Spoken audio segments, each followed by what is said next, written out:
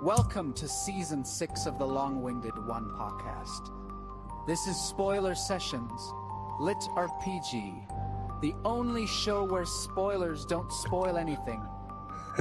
We're digging into fan theories, side characters, and the lore authors left in the drawer. All right. Well, welcome everybody. Yeah, we have a fun episode this week. This is Spoiler Sessions, LitRPG, and believe it or not, we're on episode 25 here as we count down the weeks to LitRPG Con. With me this week, I have an author that, like, normally I try to list everybody's book series. If I tried to do this with my guest this week, we would be here. It would basically take up the whole episode. So I would just like to introduce the renowned Harmon Cooper. Thank you for joining us today. And hello. We are Harmon's joining us from Portugal, which is why we're kind of doing a different hour. Andy will be joining us soon. She's going to hop in. She had something pop up, but she's going to come in. We're going to talk about a few series. We have kind of more general questions this week, Harmon. Andy's here. Oh, we're going to add her. Hey. Oh, sorry, boiler issues this morning, and I had to call the tech out. It was a whole thing. It's been a nightmare, but we finally got it fixed. Pressure valve. No worries. We just got started. So I just introduced Harmon. Andrea Parsneau is gonna, the mouthy maven herself is gonna be joining us today, and so we're gonna be talking about a few series. Okay, so Harmon and Andy did a few series together back 2018, 2019, 2020. So we're going to talk about, we can talk a little bit about Death's Mantle, We Could Be Heroes, Star Spangled Apocalypse. We're also going to be talking about some of Harmon's he has 4 upcoming book releases between now and September, I believe. So we're going to talk about those, but we have like, this is going to be kind of a cool session where we don't necessarily have to dive into the lore. I have about 6 questions, which we may or may not get through. And I just want, like, this is a conversation. So Harmon can chime in, Andy you can go back and forth. This is just, I'm just going to open it up. Does that sound okay to everyone? Yeah, as far as I'm concerned, this is Harmon's show. I'm just here for fun. I don't object. Hey, Andy, how are you? I'm good. How are you? Good. We haven't seen each other since Dragon Con 2023. Was it 2020? Yeah, because it was the Under the Sea when you did the panel. Under the Sea. Yeah, that was the last time I got to see you. I've missed you. I just Yeah. talked about Death's Mantle the other day. I recommended it on stream. Someone was asking for a series. Yeah. Well, that's nice. Thank you. It's so good. Well, I'm glad to see you, and I'm glad to see that you're doing all right. And I love your Same, booth. glad It to looks see you. great. For people listening, her booth looks like a deprivation tank, which it's supposed to look like. So it's really cool. Anyways, yes, let's get into it. I'm Harmon. I can tell you my finished LitRPG series. That's something. The Feedback Loop, Death's Mantle, Proxima Legends, Cowboy Necromancer, The World According to Dragons, The Last Warrior of Unagaia, Monster Hunt NYC, Tokens and Towers, Arcane Cultivator, Sacred Cat Island, Reborn Assassin, A Pub in the Underworld. Those are LitRPG at least. So those are the complete ones. And then the other ones are progression fantasy cultivation. I've written too many books maybe. So I'm trying to slow down. So you see why I didn't try to list those off. You had to read from a list too, Harmon. Come on. Yeah, I can't remember. I can't remember. Yeah, well, this is awesome. I've been really excited for this interview for several weeks since we first talked. And I just wanted to let everybody know we do a weekly sort of countdown to LitRPG Con. We're 9 weeks out until we all get together in Denver. And Harmon, I know you're not going to join us this year. But hopefully we'll see you some. I know you mentioned you might be coming in maybe next year. Is that right? I would love to come in next year. Let me, I really want to come in, and I'm hoping it's in Denver again, just so I can go to Santa Fe, because I really want to drive to Santa Fe. I miss Santa Fe in New Mexico. And going from other place might be a little too far, but I hope to come next year. Good. And it'll be crazier next year. It's going to be crazy this year. So I hope the people listening all go, because I recently spoke to Jez about it, and it was just like, man, you got me hyped up. I can't travel this year because I'm doing some resident renewal card stuff with my immigration here, and so I don't want to leave the country long term. Otherwise, I'd be. Yeah, but Andy, you're going to join us again this year, right? Right You or wouldn't die. miss it. Yeah, LitRPG con for life. Yeah.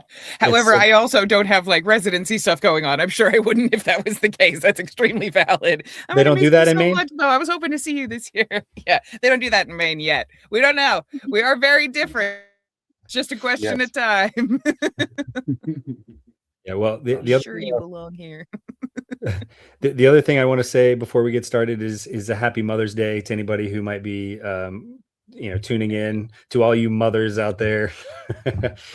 We made some eggs Benedict this morning for my wife, so happy Mother's Day. Okay, well, the first question is like a perfect first question because you guys go back a long way, right? Like almost to the beginning of like the beginning of my career. Yeah, Harmon was one of the first people I worked with. So yeah, I mean it's I would say. Yeah, I mean, so we just hit the LitRPG group on Facebook just hit the 10-year anniversary. So it's been around since about 2016. So you guys were right at the kind of the forefront of the genre here. Can you tell us how the two of you ended up working together? Probably through Jeff Hayes is how we knew each other. SPT. Yeah. Yep. It was We Could Be Heroes. Yeah. And then and you would narrate something for William Arendt, and then I'd listen to it. I'm like, oh, I want to work with her. Yeah, and I think it was you who pitched my name to Podium for Death's Mantle, and they probably did because I usually when I make a pitch, I tell the narrator that I prefer because I can write with that person in mind. So that was awesome. Yeah, and that was it. Once that it was like the hit the ground running. I can't remember. Did Star Spangled come before or after Death's Mantle? I think that was before. That was very, very early post-apocalyptic thing I tried, and she did a great job. I really liked it. I looking at it now, I'm like, man, there's so many voices that I would redo. There's so many impressions or like interpretations that I would redo now with my skill level. That was a great book though. I loved Star Spangled Apocalypse. Yeah, because I'd worked with Will and stuff, and I remember you reaching out and going, hey, I have a really weird one. I think you might have worded it something like that. You're like, I've got a really unusual one for you. How do you feel about like a post-apocalyptic political satire thing? And I was like, that sounds incredible. That sounds like a ton of fun, actually. And so I remember that. And then I think Podium just was between us on Death's Mantle. I think that was just a go between. So yeah, we've enjoyed working together. Harmon's awesome. So he's one of those people that really respects a narrator and really respects the craft and really loves to give constructive, awesome feedback and like guidance for the characters, but never micromanage you or tell you what to do. He's just telling you what his interpretation of the story is and how you can best bring it to life. And it's super nice to work with. Harmon's amazing. That's awesome. With narrators, I always try to, especially now, I just give a character sheet of what I was going for with it, and then I just let them do it because it comes out so much better. It actually becomes more of like a creative process when you're like completely trust someone. It's collaborative, yeah. When you say Harmon, when you say character sheet, what do you mean by that? Like for example, I just gave one to so the book I have coming in September. I can't believe I have to defeat the demon lord to pay off my student loans. Is narrated by Pavi, and so to him I gave us several sheets of here's the characters, here's what they are like, where they're from, and this is kind of their arc through this. Here's like how they are going to change through this book and through the series, and also the other important thing is I always try to say like this character is going to stick around, so like that's important. And then the other thing is I always say like these characters operate together a lot, so make sure their voices are very different so you can that's really helpful. So the listener can distinguish between the two, like but if for example there's 3 main characters in Demon Lord, I call it Demon Lord for short because it's just too long to say, a male and 2 female main characters, and so those 2 female main characters have to really sound differently because they are all together in scenes. So if you have a male character and then 2 female characters that sound similar, it can be a little harder for the listener to differentiate.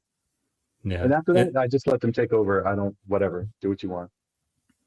No, that's great. And I should note that, Harmon, you have been around long enough to work with some really incredible narrators, obviously present company included, but you've worked with Wayne Mitchell, you've worked with Daniel Wisniewski, Jeff Hayes, Justin Thomas James, Neil Helligers, Travis Baldry, and that's just a few to list.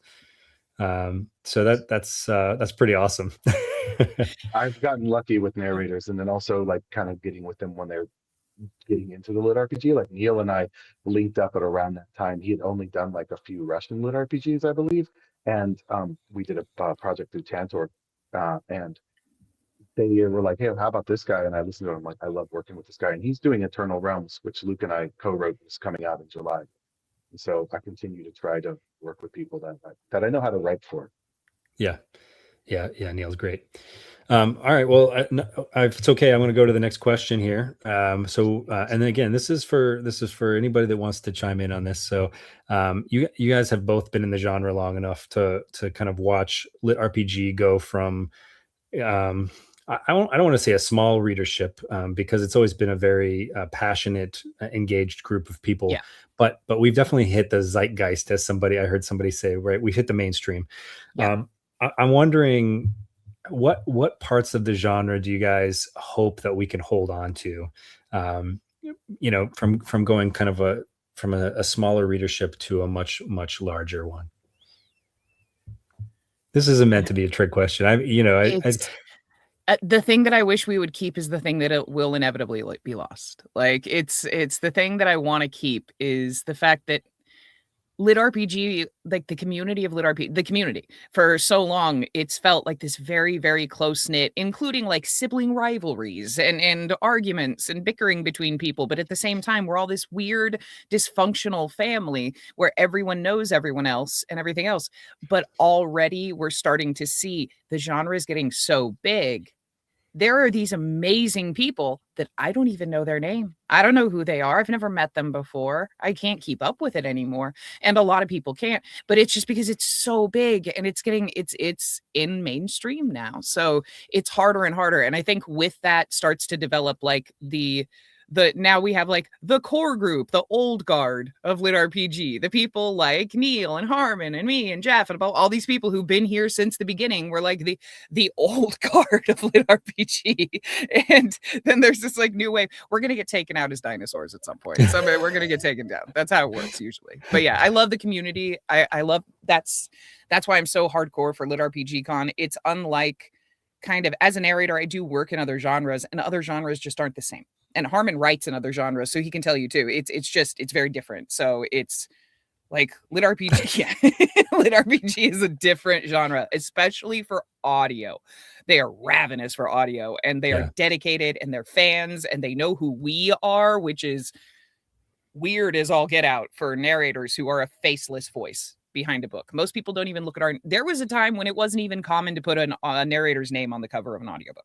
So it's the recognition we get in lit RPG is unsurpassed. And I love the community over there. Not for that reason, obviously, but I adore our community. But as it grows, it will get harder and harder to get closer with people and it'll take more and more effort. And I think that's okay, but I think I'll miss it. I do like the closeness. Yeah. I hope that it keeps, it's kind of, there's a scrappiness to lit RPG because we are the authors and narrators who were told like, you can't do this. And then we were like, all right, well, we're just going to do it. And so everyone that like, look, when I've told this before on podcasts, but like I started writing lit RPG without knowing what it was. In 2010-ish, in 2009, I took mushrooms with my dad and I swore off video games after that hallucinatory experience because I'm like, I have to focus better. And so for like 5 years, I was just no video games. And I wrote the feedback loop because I missed video games so much. I wrote it after reading Ready Player One and reading Ham on Ride. And I was like, I just miss it so much. So I was writing it before I knew it was a genre. And a lot of the people that work in the genre are people that are like that. And that's, I guess, what I mean by a scrappiness to it. And so I don't know if that it's replicable because of the other genres and the commercial appeal that they are trying to go for. It's the difference between like I mean, watching like your whatever Marvel movie comes out versus watching like a series that like people actually really had to put heart into. It doesn't mean that the Marvel movies are bad. Some of them are awesome, but sometimes you'll see one and you're like, all right, well this okay, this is they saved the cat on this one. They hit like every single at 5 minutes they did this, at 10 minutes they did this, and LitRPG allows you to break that mold, and it's why like some of the genres I don't really like to write for, because that's they want you to fit into that mold. And again, if you can do it well, you can do some pretty weird things with lit RPG. Yeah. And I've shown that I'm not the only one. There's so many people. Matt Denneman has shown that. Like, just so many people have shown that you can do some really things that have heart and that people will actually care about. And so I hope that stays. Yeah. And I think that scrappiness is why we have, there are so many subgenres in our subgenre, and there's something for everybody. You say can't be done. It's been done. And it's, we're going to keep expanding on that. Absolutely. Well, I want to touch on something that Andy said. She mentioned, I think you mentioned our readers are like voracious audiobook consumers. So this next question is related to that. So our genre is kind of this like Audible audio first audience. And so I'm wondering, as a writer, and as a narrator too, how has this changed your books? Right. It must have changed in some ways. I know that it's changed mine, right? Writing, not just to the market, but writing for a narrator like Andy, right? And or coming off of a book where you're like, oh, this narrator just knocked it out of the park. How does that change your books going forward? One of the big things that changes is remembering that while people are listening to the book, that they're often doing something else.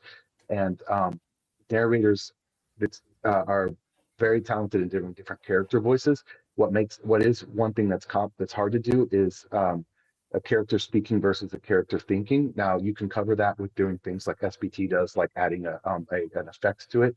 But all this to say, one of the things I do often, beside from writing to the narrator who's going to narrate my book, is if it does use italicized thoughts, I always indicate that, like he thought, she thought, that type of thing. The little tricks like that like make it in that format, it makes sense. If you're normally editing for a book, they'd be like, remove all of this, because the reader knows, and the readers don't really care that much. It's like, the he said, she said. I'm not going to say the next word, but yeah. But the reader knows it, and it doesn't really bother them as much. But like, if you were like a traditional editor would be like, you don't need to keep saying he thought, but it's for that reason. So little, very small tweaks like that I do, and I'm also not good at remembering things, so I always like to put extra, not padding, but like if a new character has come back after like 7 or 8 chapters, I remind who this person was in a way, because I'll forget. Like personally, I'll forget if I'm listening to a book and I'm like, wow, who's Samantha? I'll have to think about this. Not that Samantha. Obviously, we know who that Samantha is. But, just some random Samantha who was like, oh, she was one of the teachers in chapter 5, right? And some people, like in books, they do that, and you're like, I don't know who this person is, And so, just little tricks like that. You have to think about this. Someone's going to be reading this and telling it. Yeah. There's a thing that I've. Go ahead. Sorry. No, please continue. No, it had to do with what Harmon said about the specifically that is like characters coming back. Also, characters being introduced without a tag. Characters being disembodied voices when they're first introduced, or disembodied voices that are a future character. That can be really hard because there is no indicator who that is, and unless I am using only that specific vocal tone and only that accent for that character alone, just that character, then you might be able to carry the memory of that character to when their name is finally said and the voice is mentioned, maybe. But just let people know who people are if they talk. That's all. Just let people know who they are if they start speaking. Harmon's really good about that, but I've had that happen where it's just a disembodied voice, and it's like, no one's gonna know who that is. Well, that and like one of the things. No, go ahead, Harmon. I don't mean to cut you One off. of the Please. things is I tried to listen to. I recommend anyone doing this because it's a wild. If you've ever read anything by Cormac McCarthy, I tried to listen to Blood Meridian, and he already doesn't use dialogue tags at all. And it's just like someone reading a recipe book. Like the narrator's really good. It's not him. It's just like you can't follow anything because you're like it's already written in such an abstract way. So Yeah. writing for audio has kind of dialed things down a little bit, but it's also created opportunities to do really fun things. Yeah. Yeah. It can be really Well, cinematic. The other, not just disembodied voices, Andy, but like there are scenes where there are like 6 or 7 characters in a room, and I so I think you need those, like he said, she said, or who's talking right now. Yeah, this was a thing in the Wandering Inn. Wandering Inn is extremely cinematic in how it's written, so it has that where it's like a lot of no tags. So it's that kind of thing. We actually had to go through and like label characters in the background so that I would know who they are. That it has a really cool cinematic quality to it, but it's also very hard for a reader to track at times. Like that was feedback I got kind of all the time from people, was like, I never know who's talking. Like I never know who's speaking. It's nice because the audio triggers it because there's voices for it. So yeah, it is cinematic, it's lively, it's quick moving when there's no tags, but it can also be wildly confusing. So yeah. Another thing is, which we like, here's a pro tip for writers, is we don't do this as much when we're speaking because we know who we're speaking to. So I wouldn't be talking to Andy and be like, let me tell you something, Andy, you blah, blah, blah. But like in writing dialogue, that helps as well. If you want to cut out he said, she said types of things, the characters referring to their names sometimes to make that flow work is also a recommendation. The other thing is if a character has a nickname for another character. So in Aether Forge, this other series I've done with Luke, later the main character pacts with a griffin who's really crazy, and he's pacted with a griffin and a fox, and the griffin just calls the fox fox. So whenever like I just want his beat to be funny, he calls him that, and so no one else calls him that because the griffin's not. He's kind of a bastard. He's kind of like a watered down hiccup actually from Proxima Legends, which Jeff Hayes does really well. But the point is, since he calls him that, who's actually speaking it. So that's a fun way to do dialogue tags if you don't want a bunch of pieces. Yeah. So Doug in the chat says, for me, the rule has always been that if you aren't absolutely sure who from context who is speaking, you have to tag them. Yeah. All right. Well, we have a few more questions here, and we're actually, believe it or not, we've been chatting for over 20 minutes. So I'm gonna. Yeah. Well, yeah. I come from a podcast background where we can talk for 2 hours, but I'm really trying to condense these. So that people can consume them all in one sitting. But I do have a question about one of your, so you have 4 books coming out soon. One of them you refer to, which I think has probably the greatest title that I've ever heard. I can't believe I have to defeat the Demon Lord to pay off my student loans.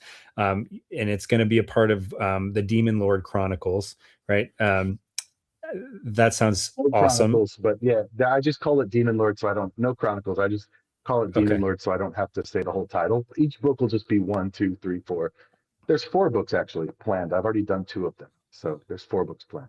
I have to know, like, how did you come up with? Because this sounds awesome. How did you come up with this? Well, this is kind of a cool way to introduce it to people. I've already started putting it on my Patreon. I'm going to publish it on Royal Road starting in 2 weeks.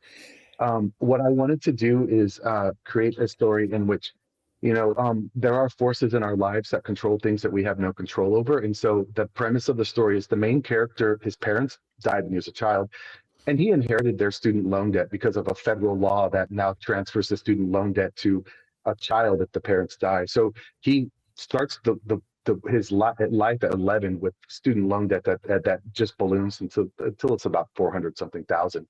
He can't get a regular job. He can't go to college. He can't go to the army or anything like that. So he's working a temp job when he gets laid off, and his friend has an opportunity for him.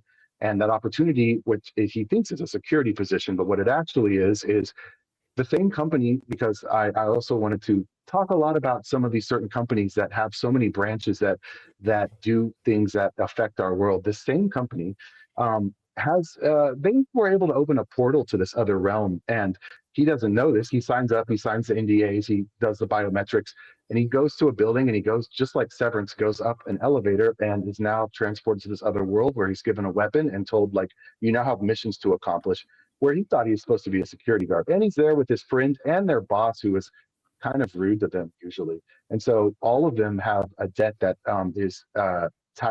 they have debt that's tied to student loans. Other people in this world who are contractors have debts tied to other things. By taking this job, $25,000 of your student loans is paid off each week, but you have to survive. So it's like basically a debt-fueled dungeon crawl. You also get $5,000 per week as a payment plus bonuses. And so he goes from being, early 20s, never having money because like they just overdraft everything, to having money suddenly. And so the idea was that I wanted to kind of encapsulate what a lot of people go through with certain things like student loans and medical debt, where like and I'm not talking really as much about gambling debt, which is more of a choice. We're talking about debts that aren't a choice, and the extent that we would go to get out of them. The second part of that is private contracting. So I did my thesis in college on the private military industrial complex. And so I really wanted to talk about what, since 1990, what these private contractors and private contracting through military has done to our reality and has done to even people that we may know. And so it has gallows humor though, and it's wild. It has a really fun system, but there's a social thing going on behind it about debt, about what we will do to get out of debt, and how it controls our lives. And then also about how like strange it would be for a government to find a portal to this other realm and then have a no bid contract for a contractor to run the people that are supposedly supposed to secure the different groups in this other realm. So it covers a lot of those things, but a more condensed way. I think that sounds amazing, and I'm, that's the first time I've had to explain it out loud, so I will be condensing that explanation as we go. But that's solid. I think I found myself thinking like, oh, the IRS is going to have fun with this guy who's $400,000 in debt, and suddenly he has money. It's like, oh, I can kind of see where this might go. That's awesome. Yeah. I think that's what's great about LitRPG too, because you take like real life things that people go through, right? And then you add in like the supernatural, you add in powers, you add in a system. And, but like the core of LitRPG is the stuff that really affects us. I think I don't know, there's a serious tone to it, I think. Funny and serious at times. Okay, well, I have one other question for you, and then I'm going to want to know from both of you what you have coming up. We've talked a little bit about yours, Harmon, but I'm curious about the upcoming collaboration you have with Luke. I think you have a book coming out. Let's see here. I just got to check my dates. Yeah, Eternal Realms is coming out in July. It's one of 2 books you have coming out in July. So how did you end up working with Luke? Luke and I have been friends since about 2016. And we just share memes and talk a lot on social media. And then I was in New York a couple of years ago and waiting for my wife to do something. And I mentioned to like he's done a bunch of co-writes, and I'm like, hey, maybe we should do something, because we talk daily about things. And we came up with 2 ideas. And so that first idea was Aetherforged. And I'm finishing the 3rd book now, and that comes out in October. And then the other one was Eternal Realms. We actually came up with Eternal Realms first, but we signed Aetherforged first. And so we did that one. And so Eternal Realms is, it's a progression fantasy. And what has really drawn me to it is about a guy who's worshipped this goddess his entire life, and he passes after his world is completely consumed, and realizes that like there's a whole Game of Thrones going on in the afterlife, in which people are just trying to extract resources from these realms. And so what he's believed his entire life has basically been false, and he's been told you have to basically choose a side and fight for it. And it's how he pushes back. And I really enjoy that aspect of it, because I think it resonates with what a lot of us will encounter at some point. How does I'm always curious about kind of the workflow. How does a collaboration like this work with another author? With him, we conceptualize everything together, and then we work up the story. And it's not anything like some authors do, like switching chapters and stuff. That would be a drain. Um, Once we have the overall, he's a heavy plotter, and I'm a heavy gardener. I don't say pantser. I prefer gardener. But with I can work with a plot or a loose flow of what can happen. And so I take over from there, and then he comes back in to hone things, and that's how we've done it. So this is actually it's our fourth book now, because we're about to finish Ace of Forge 3. And there's 2 more Eternal Realms that'll be next year.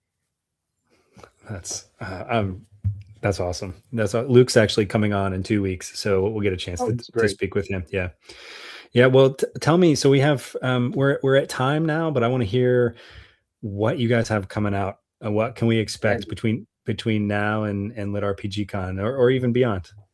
Yeah, I'll go first because mine's also the fastest. I work with lots of different people, and I always have stuff coming out. So the best way to do it is just discord.gg/Andrea Parsneau, or my website, andreaparsneau.com. I'm on Discord usually at least 5 days a week. So you can come listen to me narrate, and you can see what I'm working on there. We also do all our announcements there and stuff. So I'll see you there. It's a very active community. Yes. Yeah. What about you, Harmon? Find me at harmoncooper.com, or just Google me and you'll find my Patreon and stuff. You can follow it for free. I try to post weekly updates. What I have coming out right now is Eternal Realms and Shadowborn Exile Book 2 in July. In August, I have a post-apocalyptic neo-western coming out called The Man Who Captured Fire, narrated by Wayne Mitchell. September, I have I Can't Believe I Have to Defeat the Demon Lord to Pay Off My Student Loans coming out. In October, I would have Aether Forge 3 coming out. And then I think Demon Lord 2 will be this year. I've already finished it, and it's at the editor and the audio right now. So I hope to have that round out my year. Next year, because I've already signed it, I have a series coming out called Quick Save. And it's a quantum lit RPG about a guy who can quick save 1 time per day. And as these branches start to happen, it's not a multiverse thing. They start to have effects on his life, and he can tap into the powers that he's picked up from those branches. So that'll be cool. And that's what's going on with me right now. So just a few things, just a few. Yeah. Just a couple things. Well, it's been fantastic to talk with you both. Thank you for being here. And I hope everybody will check out your stuff that you have coming. And Andy, we'll see you at LitRPG Con in a few weeks. Hell yeah. I'll see you there. Have a good day, everybody. Thank you.